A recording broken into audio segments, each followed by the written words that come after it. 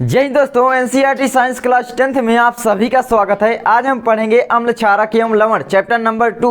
पिछली वीडियो मैंने तुमको नोट्स दिया था, तो क्या आपने उसको पढ़ा है? जो जाकर उसको सबसे पहले पढ़ लो, तब इस वीडियो को देखो, ठीक है। वैसे तो आप देख सकते हो, मैं पूरा A to Z क्लियर करवा दूंगा, तुमको एक भी कन्फ्यूजन नहीं रहेगी, मतलब मैं एक भी कन्फ्यूजन नहीं छोड़ूंगा। तो चलिए देखते हैं। सबसे पहले समझते हैं अम्ल क्षारक एवं लवण, ठीक है। तो यहाँ पर सबसे पहला है अम्ल, फिर उसके बाद समझते हैं क्षारक, उसके बाद समझते हैं लवण को। सबसे पहले अम्ल को समझते हैं होता क्या है। तो मैंने तुमको बताया था कि भाई अम्ल क्या होता है। ऐसे पदार्थ जो स्वाद में खट्टे होते हैं अम्ल कहलाते हैं। तुमने एक परिभाषा पढ़ी होगी और पढ़ी होगी कि भाई ऐसे पदार्थ जो H+ आयन देते हैं अम्ल कहलाते हैं। तो क्या तुम उन अम्लों को लिख सकते हो? पूरा एक A to Z बताऊंगा।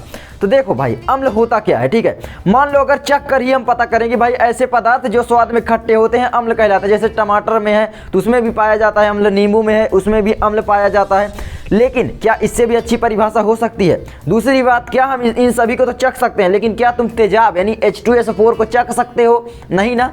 अगर तुम उसको चखोगे तुम्हारी जीभ ही जल जाएगी। जहाँ पर वो पड़ जाता है तुम्हारे कपड़े में पड़ जाएगा, पूरा छेद कर देगा, शरीर में पड़ जाएगा छेद कर देगा। इतना खतरनाक वो अम्ल होता है। तुम तेजाब जानते हो, H2SO4 उसको बोला जाता है सल्फ्यूरिक अम्ल, ठीक है। अब यहाँ पर क्या आता है कि भाई हम फिर कैसे विभेद करेंगे इनके अंदर, मतलब कैसे अंतर हम जानेंगे कि भाई अम्ल क्षारक क्या होते हैं। आओ मैं बताता हूँ ना। तो देखो अम्ल क्या होते हैं। अम्ल सबसे पहले हम यहाँ पर चलिए परिभाषा लिख देते हैं, उसके बाद आपको बताते हैं। तो यहाँ पर मैं तुम्हारी परिभाषा लिख चुका हूँ, देख सकते हो कि भाई ऐसे पदार्थ जो स्वाद में खट्टे होते हैं अम्ल कहलाते हैं। दूसरा कि ऐसे पदार्थ जो जल में घुलकर H+ आयन देते हैं, ठीक है, तो अम्ल कहलाते हैं। आप इसमें देखिए परिभाषा को रटने की कोशिश बिल्कुल भी मत कीजिए, एक बार पढ़िए और आप समझिए कि याद हो गया कि भाई ऐसे पदार्थ जो जल में घुलकर H+ आयन प्रदान करते हैं अम्ल कहलाते हैं। किसी भी तरीके से तुम बोल सकते हो, ठीक है, या H+ आयन देते हैं, H+ आयन उत्पन्न करते हैं, कुछ भी लिख सकते हो।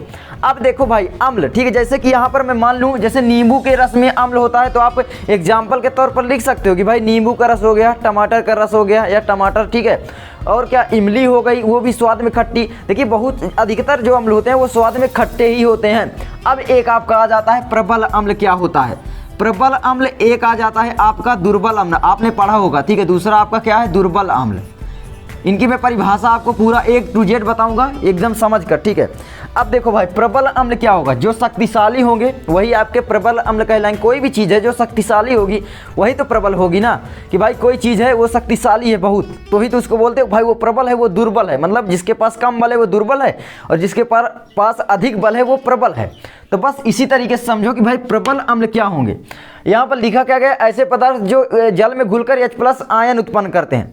लेकिन प्रबल में क्या होगा कि आप लिख सकते हो प्रबल अम्ल ऐसे पदार्थ जो जल में घुलकर अधिक मात्रा में H+ आयन उत्पन्न करते हैं, प्रबल अम्ल कहलाते हैं, ठीक है। और दुर्बल अम्ल क्या हो जाएगा कि ऐसे पदार्थ जो जल में घुलकर कम मात्रा में H+ आयन उत्पन्न करते हैं। या लिख सकते हो कि भाई प्रबल अम्ल की अपेक्षा कम मात्रा में H+ आयन उत्पन्न करते हैं, ठीक है। तो इस तरीके से लिख सकते हो।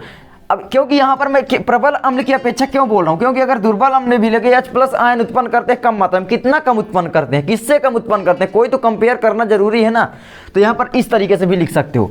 अब उसके बाद एक आ जाता है तो कि तुम कभी नहीं समझते होंगे, ठीक है। तीसरा क्या आ जाता है आपका? तीसरा आपका आ जाता है यहाँ पर तनु अम्ल, ठीक है। तनु अम्ल क्या होता है बताओ? तनु अम्ल क्या होता है बता सकते हो क्या आप? उसके बाद एक आ जाता है आपका चौथा, आपका आ जाता है जो तनु अम्ल के बाद एकदम उससे भी थोड़ा प्रबल होता है, ठीक है, तनु अम्ल। उसके बाद आपका सांद्र अम्ल, ठीक है। तो ये आपका आ जाता है सांद्र अम्ल। अब यहाँ पर आप बता सकते हो कि तनु अम्ल और सांद्र अम्ल क्या होते हैं। देखो भाई पर आपने कभी भी पढ़ा होगा तो सांद्रता जिंक की क्रिया सांद्र तनु अम्ल से करवाते हैं तो ये बनता है, मतलब कि बस इस तरीके से दे दिया जाता है, तनु अम्ल से करवाते हैं तो ये बनता है। मैं भी कंफ्यूज रहता था, तो आप मत रहना, ठीक है। मैं तनु अम्ल और सांद्र अम्ल में देखिए तनु अम्ल क्या होता है? ऐसा अम्ल, ठीक है, अम्ल तो सभी रहेंगे, दोनों अम्ल रहेंगे ना, तो शक्तिशाली ना कुछ ऐसे नहीं रहेगा। बस एक बात ध्यान रखना कि जो तनु अम्ल रहेगा उसमें अगर मान लीजिए एक गिलास हम ले लिए, ठीक है, एक गिलास ले ली, कल्पना करो एक गिलास हमने ले लिया, ठीक है, उसमें हमने जल ले लिया, उसमें फिर अम्ल डाले, ठीक है, मान लीजिए अम्ल डाले, तो क्या होगा? देखिए कभी भी जो जल में ही अम्ल डालना, अम्ल में जल कभी भी मत डालना, ठीक है। तो अब क्या होगा भाई? तनु अम्ल देखिए ऐसे मतलब कल्पना कीजिए कि एक गिलास हमने लिया और उसमें हम अम्ल डाल रहे हैं। तो देखिए जब जल अधिक मात्रा में होगा और उसकी अपेक्षा जो अम्ल है वो बहुत कम मात्रा में होगा, जिससे क्या होगा कि भाई उसकी शक्ति घट जाएगी। आपने देखा होगा कि भाई नींबू का रस लिया, उसमें जल मिला दिया तो क्या होगा, मान लीजिए नींबू का रस निचोड़े जल में तो क्या हुआ, उसकी शक्ति खो गई, मतलब खट्टापन कम हो जाता है। तो एक प्रकार से H+ आयन वो कम मात्रा में हो जाते हैं, ठीक है, वो तनुकृत हो जाते हैं। तो यही आपका हो जाता है तनु अम्ल, ठीक है, मतलब अधिक मात्रा में जल हो और कम मात्रा में उसकी अपेक्षा मान लीजिए अम्ल हो। जैसे कि मान लीजिए हम 1 ड्रम पानी ले लिए, उसमें मान लीजिए 1 गिलास अम्ल डाल दिए, कोई भी, ठीक है, छोटा, या 1 नींबू का रस डाल दिए, 1 नींबू का रस, ठीक है, तो ये आपका तनु अम्ल हो जाता है। दूसरा आपका आ जाता है सांद्र अम्ल।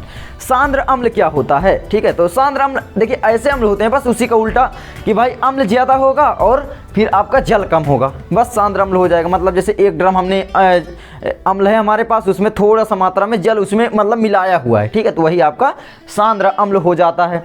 देखिए अम्ल क्या है ना, ठोस अवस्था में ही पाए जा सकते हैं ना, कि भाई कोई ठोस चीज़ रखी हुई है वो अम्ल है, लेकिन उस समय तक वो अम्ल नहीं रहेगी जब तक वो पानी के संपर्क में नहीं आएगी। जैसे कि अगर कोई चीज़ खट्टा तुमको लगता है तो क्या लगता है कि भाई उसको हम जब चाटते हैं तो हमारे जीभ में क्या होता है, लार होती है, इसके कारण क्या होता है कि वो H+ आयन उत्पन्न करता है और हमें खट्टा लगता है, ठीक है, लेकिन सूखा रहेगा तो नहीं लग सकता ना यार। तो ये आपका हो जाता है कि भाई जल में घुलने पर ही H+ आयन देंगे, ठीक है, तो आपका ये हो जाता है। अब उसके बाद आपका आ जाता है क्षारक, ठीक है, तो आपका प्रबल अम्ल हो गया। उसके बाद आपका आएगा क्षारक। क्या होता है, तो भाई अब क्षारक समझ लेते हैं, बस इतना आपका समझ गए। अब चलिए क्षारक समझ लेते हैं। क्षारक क्या होता है आप बता सकते हो, क्षारक, ठीक है, तो आप इसको समझ गए, अब क्षारक समझो। देखिए इसमें हाइड्रोजन आयन होते हैं, इसमें हाइड्रोजन आयन, उसको बोलते हैं हाइड्रोनियम आयन। अब देखो क्षारक में क्या होगा, OH- आयन होंगे। क्या होंगे, OH- आयन, ठीक है, याद रख लेना बस, OH- आयन यानी हाइड्रॉक्सिल आयन। तो ऐसे पदार्थ जो जल में घुलने पर OH- यानी हाइड्रॉक्सिल आयन उत्पन्न करते हैं, ठीक है, उसको क्या बोलते हैं हम, उसको बोलते हैं क्षारक। एक यहाँ पर याद रख लेना हाइड्रोनियम आयन भी कभी कभी बन जाता है, उसको भी आगे बताएंगे, ठीक है।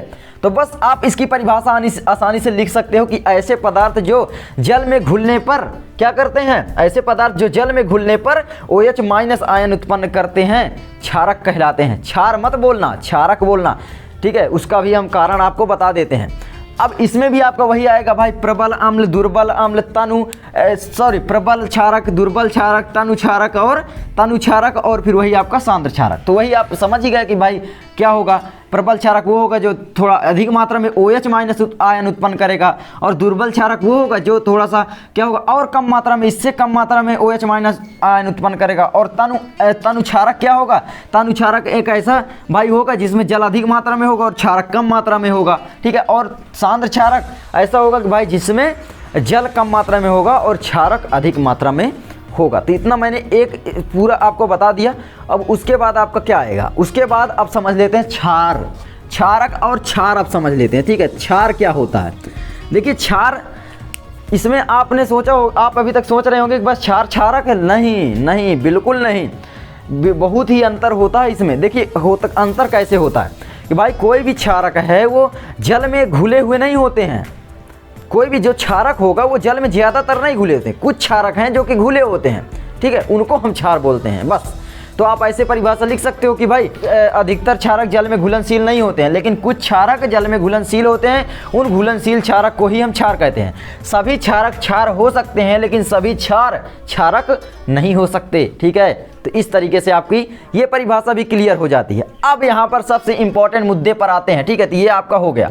उसके बाद आपका क्या आएगा, इसको आप नोट कर सकते हो जो मैं परिभाषा बताया हूँ। तो चलिए परिभाषा आप लिख लेना, नोट्स आपको डिस्क्रिप्शन में मिल जाएगी, लेकिन समझ तो लो। अब आते हैं लवण पर, ठीक है, लवण यानी साल्ट्स पर। लवण क्या होता है आप बता सकते हो, लवण, ठीक है, लवण मतलब इसको बोला जाता है साल्ट्स। क्या बोला जाता है अंग्रेजी में, साल्ट्स, ठीक है। साल्ट पर आते हैं, साल्ट क्या होता है अब आप बताओ। साल्ट देखिए जो इसमें अम्ल एवं क्षारक में एक प्रकार का गुण होता है, बस आप समझो आपस में ये लोग लड़ाई करते हैं, फिर उसके बीच से कुछ दूसरा पदार्थ उत्पन्न हो जाता है, समझ रहे हो। मतलब देखिए अम्ल हुए और क्षारक हुए, अम्ल और क्षारक दोनों जब आपस में रिएक्शन करेंगे तो उसके बीच से कुछ दूसरा पदार्थ मिलेगा जिसको हम लवण बोलेंगे। मतलब उसमें ना तो अम्ल का गुण मौजूद रहेगा ना तो क्षारक का गुण मौजूद रहेगा, उदासीन हो जाएगा, न्यूट्रल जिसको बोलते हैं। उदासीन मतलब न्यूट्रल, ना तो वो अम्ल रहेगा, ना तो वो खट्टा लगेगा, ना तो वो मीठा। जैसे आप जल ले लो, उदासीन होता है, उसका स्वाद बता सकते हो क्या होता है? नहीं बता सकते ना, तो वही आपका हो जाता है उदासीन। ठीक है, तो लवण क्या होगा भाई? अम्ल। इस तरीके से इसकी परिभाषा बना सकते हो। देखिए मैंने जितनी भी नोट्स में बनाई है परिभाषा बना कर ही लिखी है, कोई भी कहीं से मैंने बुक से नहीं छापी। देखिए यहाँ पर होगा क्या, ठीक है, लवण क्या होगा, बस इतना से आप परिभाषा बना सकते हो कि भाई एक हमने ले लिया अम्ल और दूसरा हमने ले लिया क्षारक। ठीक है, ये हमने ले लिया। इसके बाद आपका बनेगा क्या? पिछली वीडियो में हमने रासायनिक अभिक्रिया एवं समीकरण में ये बनाना सीख लिया था। तो अम्ल एवं क्षारक के अभिक्रिया से बनता लवण और जल, ठीक है, प्लस H2O, ये आपका बन जाता है। अब इसमें होगा क्या, तुम बता सकते हो? अम्ल एवं क्षारक की पारस्परिक अभिक्रिया से लवण एवं जल बनता है, ये आप जान गए। लेकिन लवण की परिभाषा किस प्रकार से लिखोगे?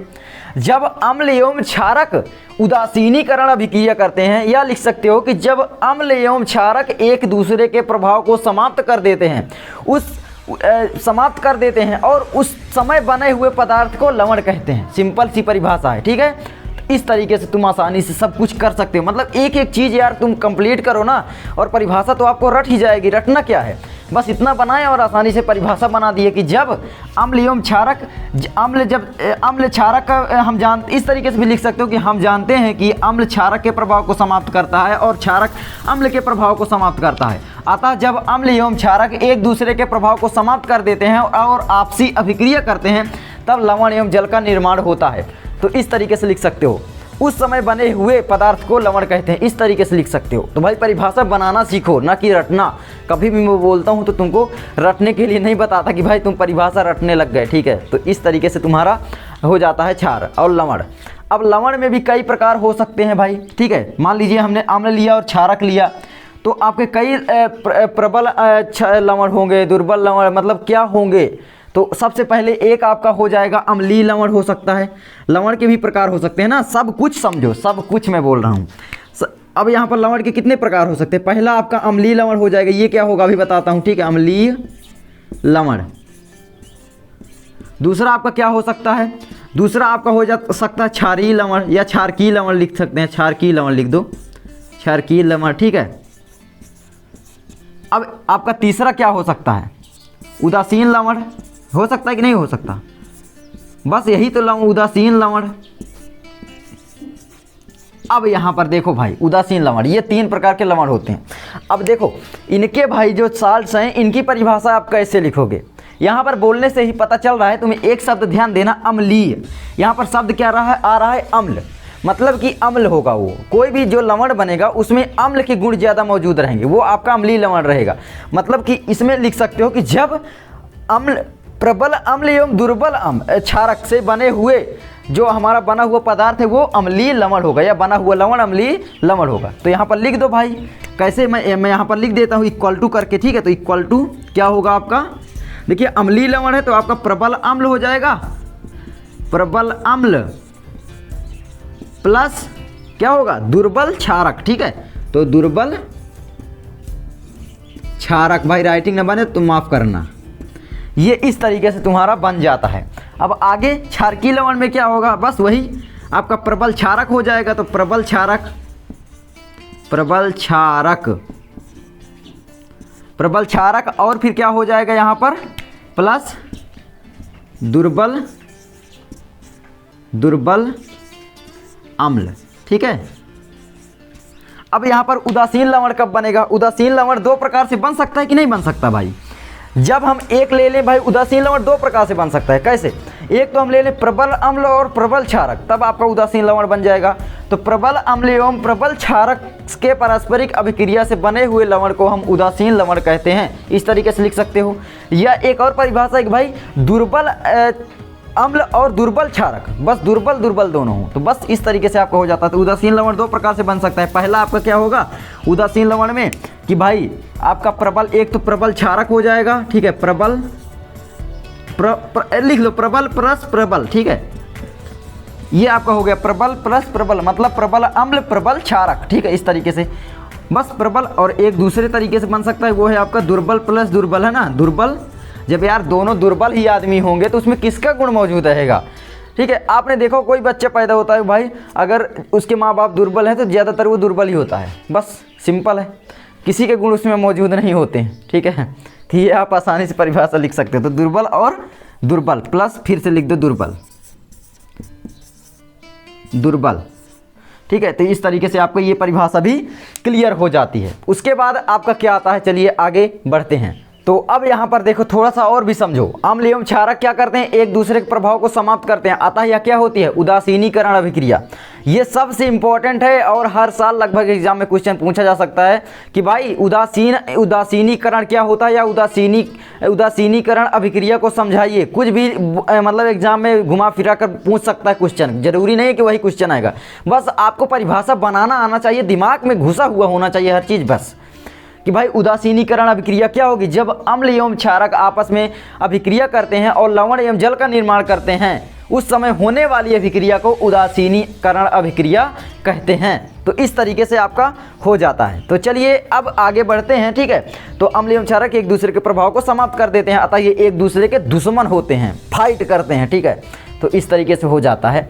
आगे बढ़ते हैं, एग्जाम्पल भी भाई समझ लेते हैं, जैसे कि यहाँ पर ले लेते हैं। ठीक है भाई, प्रबल आपका जैसे अम्ल हो गया, तो प्रबल अम्ल कौन कौन से होंगे ये तो बता दें आपको। ठीक है, तो प्रबल अम्ल मैंने आपको बताया अभी। चलिए एग्जाम्पल डायरेक्ट समझते हैं भाई। प्रबल अम्ल सबसे पहले ले लेते हैं कोई, चलिए एग्जाम्पल समझिए। यहाँ पर प्रबल अम्ल क्या होगा भाई, जैसे यहाँ पर ले लेते हैं सबसे पहले हाइड्रोक्लोरिक अम्ल यानी HCl, जानते होंगे तुम, HCl ले लेते हैं। ठीक है, और उसकी अभिक्रिया जब किससे करवा देते हैं, प्रबल क्षारक से, प्रबल क्षारक से करवाते हैं। जैसे NaOH ले लो तुम, ठीक है, NaOH ले लो, तब क्या बनेगा भाई, लवण एवं जल बनेगा, यानी आपका NaCl बन जाएगा और ये इससे अभिक्रिया कर लेगा। एक प्रकार से ये कौन से द्विविस्थापन अभिक्रिया आप बोल भी सकते हो। ठीक है, क्योंकि ये OH आयन इससे जुड़ जाता है H से। तो अब यहाँ पर क्या हो जाता है, यहाँ पर चलिए, यहाँ पर जगह नहीं तो यहाँ पर लिख देते हैं कि भाई ये क्या बन जाएगा, NaCl बन जाएगा, प्लस यहाँ पर क्या बन जाएगा, H2O जल बनेगा, लवण एवं जल का निर्माण हो जाता है। तो आप देख सकते हो, फिर संतुलित आप कर लेना, मैं संतुलित यहाँ पर करते नहीं बैठूंगा। ठीक है भाई, जल्दी जल्दी आपको बता रहा हूँ। इसी तरीके से बहुत सारे एग्जाम्पल अब आप ले सकते हो भाई, बहुत सारे, बस हाइड्रोजन हो और आयन बदल दो। यहाँ पर ले लेते हैं, चलो दूसरा यहाँ पर ले सकते हो तुम H2SO4 ले लो, प्लस यहाँ पर फिर से वही ले लो, क्या ले लो भाई, कोई भी NaOH ले लो चाहे KOH ले लो, बस उसी तरीके से बन जाएगा। बस अब ये K आपका पॉजिटिव है तो ये निगेटिव से इससे अभिक्रिया करेगा, तो क्या बना लेगा आपका। चलिए पहले मिटा देते हैं फिर आपको समझाते हैं, क्योंकि ये बहुत यार हो भर चुका है। तो चलिए देखते हैं मिटा कर। ठीक है, तो अब यहाँ पर देख लेते हैं कि भाई लवण का निर्माण किस प्रकार से होता है। ठीक है, तो चलिए देखते हैं। सबसे पहला एक प्रकार से सबसे पहले हम बनाते हैं कौन सा भाई, एकदम आपका कोई उदासीन लवण। ठीक है, उदासीन लवण बनाते हैं, तो क्या होगा आपका, प्रबल क्षारक एवं प्रबल क्षारक प्रबल अम्ल होंगे दोनों। ठीक है, लेकिन आप समझ लीजिए कि भाई प्रबल जो अम्ल होते हैं वो होते हैं HCl, दूसरा आपका H2SO4 हो सकता है यानी तेजाब, ठीक है आप जानते हो, और HNO3, ये क्या है आपके HNO3, ये आपके प्रबल अम्ल हैं। ठीक है, और दुर्बल अम्ल क्या होंगे उसके बाद आपको बताते हैं। सबसे पहले इनकी अभिक्रिया करवाते हैं और आपको अगली वीडियो में बताऊंगा कि अभिक्रिया कैसे आपको ये होती है। ठीक है पूरी। अब यहाँ पर प्रबल क्षारक जान लो, प्रबल क्षारक होते हैं यानी AOH, दूसरा आपका हो सकता है KOH, तीसरा आपका हो सकता है CaOH का ट्वाइस। एक ही प्रकार से यार, दो धातु ये हो गई। अब यहाँ पर आप सोचोगे ट्वाइस क्यों लगा है, इतना समझा देता हूँ थोड़ा सा। Ca आपका +2 होता है और OH माइनस होता है, तो भाई दो ठो हमको इसको लेना पड़ेगा, इसीलिए ये इधर चला गया और एक इधर आ गया, यानी एक लिखा नहीं जाता तो CaOH का ट्वाइस बन गया। तो इतना आप आसानी से इसको बनाना तो सीख ही लो, सूत्र बनाना। ठीक है, इसको तो कैल्शियम हाइड्रोक्साइड ये हो गया, ये पोटेशियम हाइड्रोक्साइड, सोडियम हाइड्रोक्साइड, ये आपका हाइड्रोक्लोरिक अम्ल यानी हाइड्रोजन क्लोराइड हो गया, हाइड्रोजन सल्फेट हो गया, और ये हाइड्रोजन नाइट्रेट हो गया। ठीक है, ये आपका हो जाता है। अब इनकी रिएक्शन करवाते हैं, चलो इसकी रिएक्शन इससे करवा देते हैं सबसे पहले। ठीक है, सभी से करवा सकते हो। यह Cl है आपका, और उसके बाद अभिक्रिया करवा दो किसी क्षारक से, यानी आपका क्षारक हो गया ये NaOH। ठीक है, तो NaOH से करवा देते हैं, क्या बनेगा जल्दी जल्दी बताओ क्या बनेगा। तो भाई बस वही आपका हो जाएगा, ये इससे अभिक्रिया करेगा इससे और ये इससे करेगा, यानी आपका बन जाएगा इसमें NaCl + H2O, बस वही है H2O तो निकाल ही दो यार तुरंत, ये आपका हो गया। दूसरी अभिक्रिया क्या हो सकती है जल्दी बताओ, दूसरी अभिक्रिया आपकी हो सकती है कोई भी ले लो, H2SO4 ले लेते हैं, चलो ले लेते हैं H2SO4 प्लस यहाँ पर ले लेते हैं NaOH को ही रहने देते हैं, क्या बनेगा जल्दी बताओ क्या बनेगा, Na2SO4 बनेगा, Na2SO4 + H2O, ये आपका बन जाएगा। अब आप ये मत बोलने लग जाना कि Na2O क्यों लगा है, ये SO4 का -2 होता है आवेश और Na का होता है +1, तो आपका Na2SO4 बन जाता है, क्योंकि 2 हमें सोडियम लेना पड़ेगा इसके साथ 2 आयन के साथ जोड़ने के लिए। तो आप इतना सब तो आप जानते होंगे, नहीं जानते हो तो कमेंट करो, मैं आपको बता दूंगा। तीसरा बताओ जल्दी, तीसरा बताओ। यहाँ पर ले लेते हैं, चलो HNO3 ले लो, फिर चाहे जो ले लो, HNO3 ही ले लेते हैं। चलो तो HNO3 आपकी दूसरे के साथ करवाते हैं। आप सोचोगे एक ही साथ करवा रहे हैं, तो KOH के साथ करवा दो।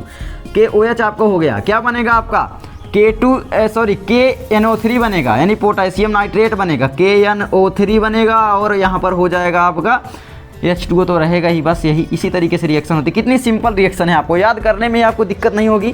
क्लोरीन आप पढ़े होंगे, सल्फेट पढ़े होंगे, नाइट्रेट पढ़े होंगे, ठीक है, नाइट्रेट सब पढ़े होंगे इतना। अब चलिए आगे बढ़ते हैं यहाँ पर, ठीक है। तो आगे आपका जैसे यहाँ पर हो गया, ये आपका क्या हो जाएगा, आपका ये उदासीन लवण हो जाएगा, ठीक है, जो भी बना है यहाँ पर ये सब उदासीन, इनकी सभी की अभिक्रिया करके मुझको दिखाओ। और चलिए अब आगे बढ़ते हैं। तो अब पढ़ते हैं हम सूचक, कि भाई सूचक कितने प्रकार के होते हैं, ठीक है। तो आपके सूचक क्या है, देखिए सूचक का मतलब है सूचना देने वाला, बस सिंपल समझो, ठीक है। तो इसको अंग्रेजी में बोला जाता है इंडिकेटर्स, ठीक है। इंडिकेटर देखे हो जो गाड़ियों में लगा होता है, वो सूचना ही तो देता है, मैं बाएं मुड़ने वाला हूँ, मैं दाएं मुड़ने वाला हूँ, तो वही आपका इंडिकेटर्स हो जाता है, ठीक है। तो मैं सीधा चल रहा हूँ तो कोई इंडिकेटर ही नहीं चल रहा है, तो बस इसी तरीके से आपका ये सूचक हो जाता है, सेम वही है इंडिकेटर्स, ठीक है। तो ये आपका हो जाता है सूचक, इंडिकेटर्स। अब देखो भाई सूचक में क्या होगा, सिंपल सा है। सबसे पहले आपका कौन सा सूचक हो सकता है भाई, एक जो हमको प्राकृतिक दिया तो प्राकृतिक सूचक हो गया, ठीक है। प्राकृतिक सूचक लिख दो, प्राकृतिक सूचक नेचुरल, अरे चूसक लिखे दे रहा हूँ यार, मैं क्या लिख रहा हूँ, सूचक, ठीक है। अब बताओ दूसरा क्या हो सकता है, दूसरा जो मानव निर्मित कर सकता है भाई सूचक को, मानव तो हर चीज़ बना दिया, मोबाइल बना दिया, प्लेन बना दिया, तो भाई सूचक नहीं बना पाएगा। तो भाई आपके सारेंसर ने सूचक बना दिया था, pH स्केल, आगे पढ़ेंगे। तो आपका ये सूचक क्या होगा, ठीक है। प्राकृतिक सूचक एक आपका हो जाता है संश्लेषित सूचक। संश्लेषित का मतलब है मानव निर्मित सूचक लिख सकते हो, ठीक है। संश्लेषित सूचक या मानव निर्मित सूचक लिख दो, कोई दिक्कत नहीं है, ठीक है, क्योंकि ये पूछा नहीं जाएगा। वैसे आपका पूछा गया तो आप आसानी से लिख सकते हो भाई। चलो लिख देते हैं संश्लेषित सूचक, ठीक है। तो आपका संश्लेषित हिंदी गलत है तो बता देना, संश्लेषित सूचक, ठीक है, ये आपका हो जाता है। इसको कृत्रिम सूचक भी बोल सकते हैं या मानव निर्मित सूचक बोल सकते हैं। अब यहाँ पर तीसरा क्या आएगा, मेन वैसे सूचक तो बहुत होंगे ना यार उसको, तो कैसे दो ये होगा, एक आपका सार्वत्रिक सूचक हो सकता है, ये भी मानव निर्मित ही होता है, सार्वत्रिक सूचक, ठीक है। ये क्या होता है, सूचक जो अलग अलग रंगों के द्वारा आपका हर जगह पर इसके रंग अलग अलग हो सकते हैं सूचक। तो ये अम्ल की प्रबलता की जांच कर लेता है, क्षारक की प्रबलता की जांच ये कर सकता है, जैसे pH स्केल आपने देखा होगा। अब ये प्राकृतिक सूचक, ऐसा सूचक जो मानव निर्मित होते हैं, प्राकृतिक सूचक कहलाते हैं। कौन कौन से हैं आप बता सकते हो। पहला तो आपका हो जाता है लिटमस। लिटमस आपका क्या होता है, लिटमस पेपर आप सुने हो, जो आपके अम्ल के प्रभाव में आने पर वो लाल हो जाता है और क्षार में नीला, तो वही आपका लिटमस है। लिटमस हो जाता है प्राकृतिक सूचक। और क्या हो सकता है, प्याज आपने सुना होगा, प्याज हो सकती है एक सूचक, प्याज भी है, ठीक है। और उसके बाद आपकी लौंग भी है, लौंग प्राकृतिक ने ही तो दिया है, इसका पेड़ होता है भाई, तो प्राकृतिक ने ही तो दिया है। मानव बना सकता है क्या, बना लोगे। चलो आगे बढ़ते हैं, ये हो गए, तो ये इतने ही ले लो, ठीक है। तो लिटमस हो गया, लाल पत्ता गोभी उसमें मत जाओ, ठीक है, बस इतने ही ले लो, प्याज लौंग। एक हल्दी ले लो, हल्दी आप टर्मरिक जानते हो, BK टर्मरिक क्रीम लगाते हो हल्दी, तो ये हो जाता है। अब देखो यहाँ पर लिटमसवा क्या करता है, ये लिटमसवा जानते हो क्या करता है, जब इसको अम्ल में डालो तो ये क्या करेगा, ये पूरा लाल हो जाएगा अम्ल में डाल दो, और उसके बाद जब इसको क्षारक में डालोगे तो ये कहेगा मैं नीला होऊंगा, मैं नीला रहूँगा। तो बस ये लिटमसवा ऐसे ही करता है। एक आदमी है मान लो लिटमस, ठीक है, वो दो जगह जाता है, दो दोस्तों से मिलता है, या एक जगह तुम्हारे दुश्मन के साथ जाता है, एक जगह तुम्हारे पास आता है, तो क्या करेगा, अलग अलग प्रकार का रंग दिखाएगा, तुम्हारी उसके पास जाके चुगली करेगा, उसकी चुगली तुम्हारे पास करेगा। इसी तरह ये भी करता है, और हम लोग फिर फ़ायदा उठाते हैं बिचवनिया, ठीक है, बीच वाले। तो इसी तरीके से आपका लिटमस हो जाता है। अम्ल के पास गया तो बता देगा ये अम्ल है, ये अम्ल है, ये तुम्हारे साथ ऐसे किया था, ये तुम्हारे साथ ऐसे कर सकता है, ये H+ आयन उत्पन्न करता है, सब उसकी चुगली कर देगा। उसके बाद क्षारक भी इसी तरीके से, क्षारक में जाएगा तो क्या करेगा कि अम्ल की चुगली करेगा, ये OH- आयन उत्पन्न करता है, ये आपका कड़वा होता है स्वाद में, इसको कभी ये ना करना, मतलब सब कुछ इसकी पूरी सूचना तुमको दे देगा, मतलब समझ रहे, चुगली कर देगा एक प्रकार से। तो बस इसी तरीके से आपका लिटमस रहता है, ठीक है। तो ये आपका लिटमस का काम हो जाता है। लिटमस अम्ल में होता है लाल, याद रखना, और क्षारक में होता है नीला, ठीक है। इसी तरीके से प्याज लाऊंगा। ये हल्दी का समझ लो, थोड़ा हल्दी पूछा जा सकता है, ये नहीं पूछेगा क्वेश्चन में, ठीक है। तो हल्दी आपका हो गया। तो हल्दी क्या होगा, तो हल्दी क्या है कि भाई अम्ल के प्रभाव में कुछ नहीं करेगी। ये अम्ल के पास जब जाएगी, मतलब अम्ल के पास जब जाएगी तो ये कुछ नहीं करेगी, मतलब अम्ल की चुगलखोरी नहीं करेगी, वैसे ही रहेगी। भाई मैं वैसे ही हूँ पूरा, ये बीच चुगलखोरी नहीं करेगी। एक वन ये चुगलखोरी जिसको कहते हैं, मतलब ये ज़्यादातर किसकी दोस्त है, अम्ल की दोस्त है, ठीक है। क्षार के पास गई तो उसकी चुगलखोरी नहीं की, तो मतलब क्षार की दोस्त है, अम्ल की दुश्मन। अम्ल के पास ये आई तो क्या करेगी, जैसे कर रहा था ये H+ आयन उत्पन्न करता है, ये खट्टा होता है, ये सब कुछ कर देगी। तो बस वही है आपकी हल्दी। तो ये हल्दी क्या करेगी, लाल भूरा हो जाएगी, अपना रंग तुरंत बदल देगी, लाल और भूरा, ठीक है। याद रखना, देखते हो जब ये सफ़ेद कपड़ा है, इसमें अगर थोड़ा सा भी कुछ भी पड़ गया, दाग लग गया, तो जब देखोगे दाग जो लगता है अम्ल के कारण ज़्यादातर, मान लो, ठीक है, दाग लग गया, सब्जी का दाग कुछ भी, तो नींबू का कैथा खाते हो तो उसका दाग लग जाता है। देखना कभी जब साबुन से रगड़ रहे होगे तो वो लाल और वो हो जाएगा। हल्दी का देख लेना, हल्दी का रंग जब सब्जी का लग जाता है यहाँ पर हल्दी का, ठीक है, तो हल्दी क्या करेगी कि यहाँ पर भूरा हो जाएगी, लाल भूरा, मतलब लाल भी नहीं रहता ना भूरा रहता, दोनों मिक्स रहता है, तो लाल भूरा बोल देते हैं बस, ठीक है। तो ये आपका हो जाता है। उसके बाद संश्लेषी सूचक में क्या आ सकता है भाई, संश्लेषी सूचक में आपका वही संश्लेषी सूचक फिनाल्फेथिलीन, नाम भी नहीं यार, फिनाल्फेथिलीन, मेथिल ऑरेंज, दो होते हैं, ठीक है। तो ये आपका मेथिल ऑरेंज भर याद कर सकते हो, मेथिल ऑरेंज, ऑरेंज इसको बोलते हैं। और ये क्या, मेथिल ऑरेंज, और ये फिनाल्फेथिलीन, फिनाल्फेथिलीन, पता नहीं यार, देख लेना, ठीक है। हिंदी भी इतना कठिन है, ये अंग्रेजी एक्चुअली शब्द है, और अंग्रेजी जहाँ समझते हो, गधों की भाषा है अंग्रेजी। लेकिन तुम लोग बोलते हो सर अंग्रेजी नहीं बताते हो, भैया अंग्रेजी नहीं बताते हो, इसीलिए मैं अंग्रेजी बता देता हूँ। और अब देखो यहाँ पर थोड़ा सा कि भाई मेथिल ऑरेंज का रंग कभी कभी अगर पूछ सकता है कि भाई, मान लीजिए संश्लेषी सूचक नहीं पूछेगा, लेकिन मान लीजिए मेथिल ऑरेंज का रंग अम्ल में क्या होता है, तो मेथिल ऑरेंज का रंग जो होगा वो अम्ल में क्या होगा और क्षारक में क्या होगा। अम्ल में जो मेथिल ऑरेंज का रंग होता है वो आपका लाल ही रहेगा, क्या रहेगा, लाल, लाल का समझ रहे हो, जो आपका लिटमस का होता है। और इसमें आपका नीला हो जाता था, लेकिन इसमें पीला हो जाएगा, पीला तो नहीं रहेगा लेकिन हल्का पीला या कुछ ऐसे हो जाएगा, पीला पीला कलर, पीलछर जिसको बोलते हैं, कलर हो जाएगा, पूरा पीला नहीं रहेगा, ठीक है। तो ये तुम्हारा हो जाता है। अब देखो यहाँ पर फिनाल्फेथिलीन का क्या होगा भैया, फिनाल्फेथिलीन का तो अम्ल, देखिए अम्ल यहाँ मैंने लिखा नहीं तो अम्ल लिख दो यहाँ पर, ठीक है। अम्ल के साथ लाल रहता है और पीला किसके साथ रहता है, पील लिख दिया, पीला किसके साथ, क्षारक के साथ। तो ये तुम्हारा हो जाता है। उसके बाद फिनाल्फेथिलीन का क्या होगा, अम्ल के साथ जो होता है इसका रंग वो होता है रंगहीन, कोई रंग ही नहीं दिखाता, ठीक है, ये चुगलखोरी नहीं करता इसकी। और ये फिर फिनाल्फेथिलीन होगा जो अगर क्षारक के साथ जाएगा तो गुलाबी हो जाता है, क्या हो जाता है, गुलाबी, ठीक है। तो ये अम्ल के साथ होता है, इसका रंग रंगहीन फिनाल्फेथिलीन का, और गुलाबी किसके साथ होता है, क्षारक के साथ होता है। तो इस तरीके से तुम इसको नोट कर सकते हो, ठीक है। वैसे तो मैं तुमको नोट्स प्रोवाइड कर ही चुका हूँ A to Z। अब यहाँ पर आगे बढ़ते हैं, तो अब समझते हैं कि भाई अम्ल की उपस्थिति में जो है अम्ल एवं क्षारक का प्रभाव क्या होता है। तो सबसे पहले हम अम्ल का प्रभाव जानते हैं। किसका प्रभाव जानेंगे, अम्ल का, कि भाई अम्ल में घुलने के बाद एक्चुअली क्षारक के साथ होता क्या है, इसको मार पड़ती है या डांट पड़ती है, सब कुछ यहाँ पर देखेंगे, आओ देखते हैं। तो देखो भाई अम्ल के साथ इसका प्रभाव क्या रहेगा। कोई भी यहाँ पर सबसे पहले अम्ल लेते हैं, ठीक है। मान लो हमने ले लिया HCl, तुमको पढ़ाया था प्रबल अम्ल, HCl ले लिया, ठीक है। और हमने ले लिया एक H2SO4 ले लिया, और प्रबल अम्ल है HNO3 ले लिया, ठीक है। तो अब इसके साथ क्या होगा, मान लो ये हम लिख दे रहे हैं जल H2O, इसको हमने घोल दिया। अब इसमें क्या होगा, बोले थे H+ आयन उत्पन्न करता है, मतलब कि इसके साथ ये होगा कि भाई H+ आयन उत्पन्न करेगा, प्लस ये क्या करेगा, आपका क्लोरीन आयन उत्पन्न करेगा, मतलब जल में अलग अलग हो जाते हैं, H+ आयन अलग हो जाएगा, क्लोरीन अलग रहेगा। इसी तरीके से आपका हो जाता है H2SO4, ठीक है, मैंने नहीं लिखा था। तो H2SO4 में क्या होगा, इसको जब तुम जल में घोलोगे, ठीक है, इसको जब तुम जल में घोलते हो तो क्या होगा कि भाई H2 में आपका H+ आपका हो जाएगा, मतलब 2 होगा ना यहाँ पर, और यहाँ पर प्लस SO4 - 2 ये हो जाएगा, मतलब 2H यहाँ पर लगा दो क्योंकि H2SO4 था और 2 ठो यहाँ पर ये भी है तो 2H प्लस हो जाएगा। ठीक है, इस तरीके से आपका ये भी टूट जाता है।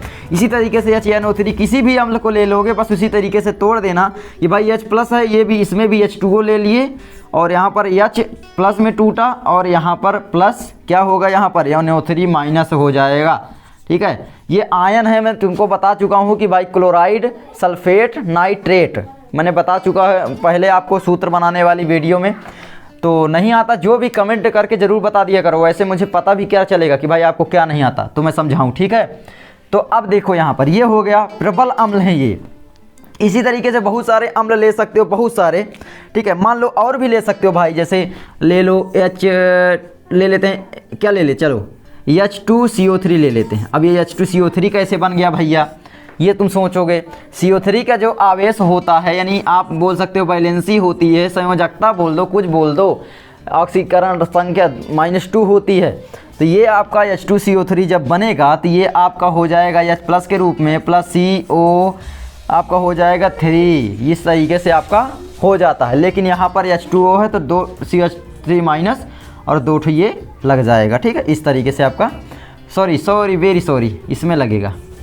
ठीक है, क्योंकि वो 2 है तो 2 बनाने पड़ेगा। तो ये लगाओ चाहे ना लगाओ, अगर दिखाना है तो इस तरीके से तुम दिखा सकते हो। ठीक है, तो आई होप तुमको ये सब कुछ समझ में आ रहा होगा। ठीक है, और चलिए अब क्षारक का प्रभाव देखते हैं कि भाई क्षारक का प्रभाव क्या हो जाएगा। ठीक है, तो यहाँ पर समझा दें आपको, नहीं समझाते हैं, चलो यहीं पर, नहीं तुम गुस्सा हो जाओगे फिर। चलो भाई क्षारक का प्रभाव अब समझो। हाँ, क्षारक अम्ल, यहाँ पर क्षारक अब लिख देते हैं। ठीक है, क्षारक अंग्रेजी में बता सकते हो बेस, वैसे गधों की भाषा मुझे नहीं पढ़नी चाहिए ज़्यादा।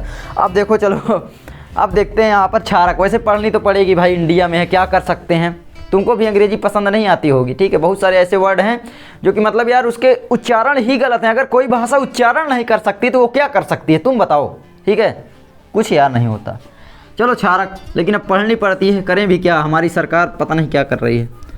किसी अंग्रेज़ को ले आके पास करके दिखाओ हमको हिंदी में, फिर हम जाने हम अंग्रेजी पढ़ें।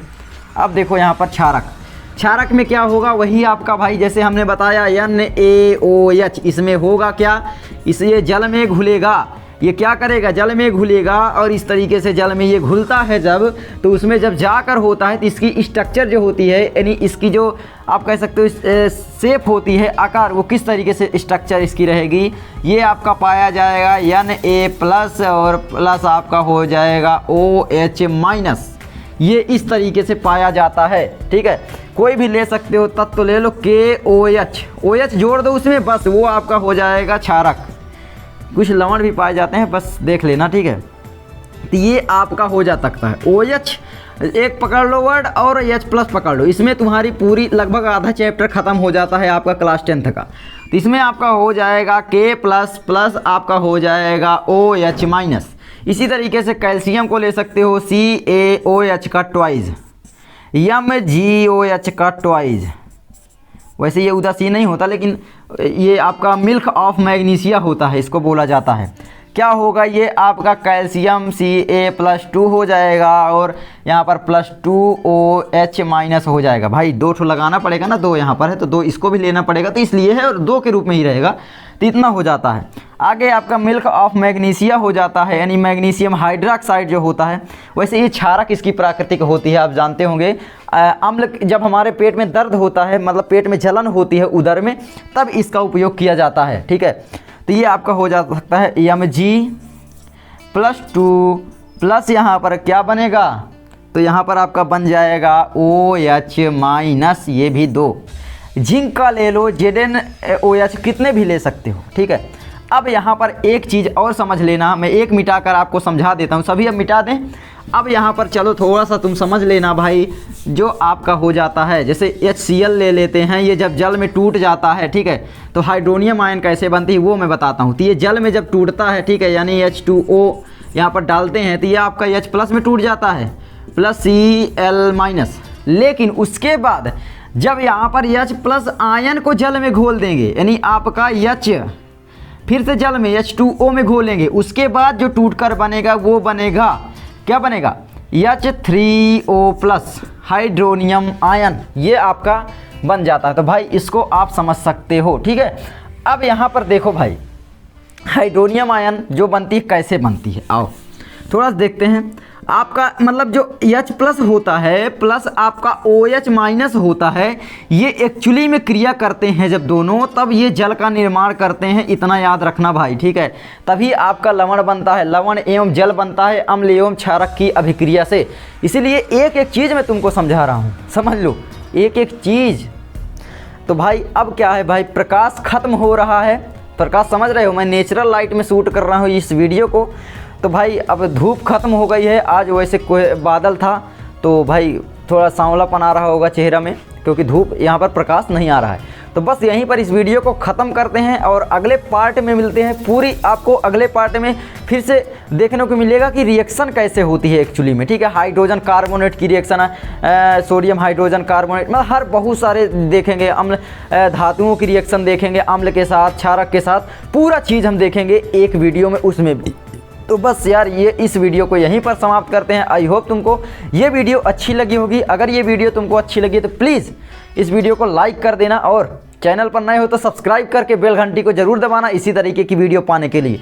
और जो भी वीडियो चाहिए आपको, हिंदी, अंग्रेजी, सोशल साइंस, तो आप मुझे कमेंट करके बता सकते हैं। मिलते हैं नेक्स्ट वीडियो में, तब तक के लिए जय हिंद। और हाँ, नोट्स डिस्क्रिप्शन में है तो डाउनलोड जरूर कर लेना, ठीक है। उसको पहले पढ़ लो तब लेक्चर देखा करो, इसीलिए मैं तुमको नोट्स पहले प्रोवाइड कर देता हूँ। बस जय हिंद।